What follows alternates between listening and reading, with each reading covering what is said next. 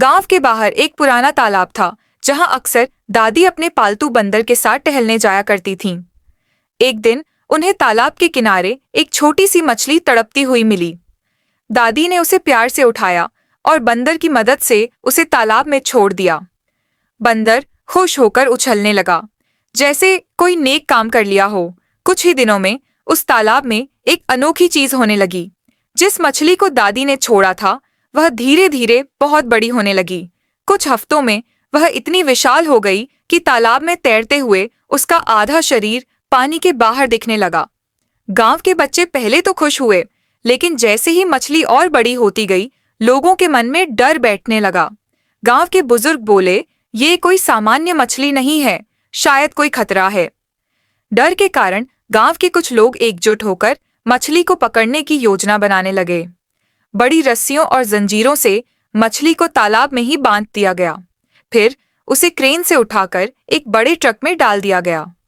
उनका इरादा था कि इस विशाल मछली को मछली फैक्ट्री भेज दिया जाए, जहां उसका उपयोग किया जाएगा। लेकिन जैसे ही ट्रक गांव से निकलने को तैयार हुआ, आसमान पर बादल घिर आए। अचानक तेज हवाएं चलने लगीं और फिर मूसलाधार बारिश शुरू हो गई। कुछ ही घंटों में गांव में बाढ़ आ गई। पानी ने सब कुछ बहा देना शुरू कर दिया, घर, खेत और रास्ते। गांव के लोग घबराकर इधर उधर भागने लगे, लेकिन पानी का बहाव इतना तेज था कि कोई भी सुरक्षित नहीं रह पा रहा था। कुछ लोग पेड़ों पर चढ़ गए तो कुछ ने छतों का सहारा लिया। तभी तालाब की ओर से एक तेज गर्जना सुनाई दी, जंजीरों की आवाज आई और देखते ही देखते वही विशाल मछली जिसे गांव वालों ने कैद किया था, जंजीरें तोड़कर बाहर आ गई। तेज धार के बीच वह मछली गांव की गलियों में तैरती हुई लोगों की ओर बढ़ी।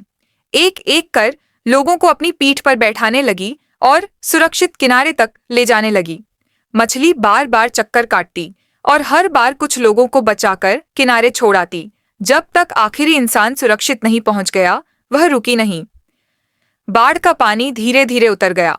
गांव वाले जब सुरक्षित हुए तो सबकी आंखों में आंसू थे। सभी ने मछली की ओर देखा जो अब भी पानी में शांत खड़ी थी। एक बुजुर्ग बोला, हमसे बहुत बड़ी गलती हो गई। दादी रोते हुए बोली, हमने तुम्हें बिना समझे नुकसान पहुंचाना चाहा और तुमने हमें जीवन दान दिया। गांव के सारे लोग मछली से माफी मांगने लगे।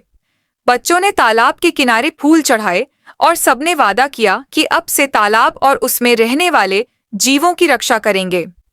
अंत में दादी ने मुस्कुराकर कहा, अगर आपको ये कहानी पसंद आई हो तो लाइक करो, सब्सक्राइब करो और शेयर करें।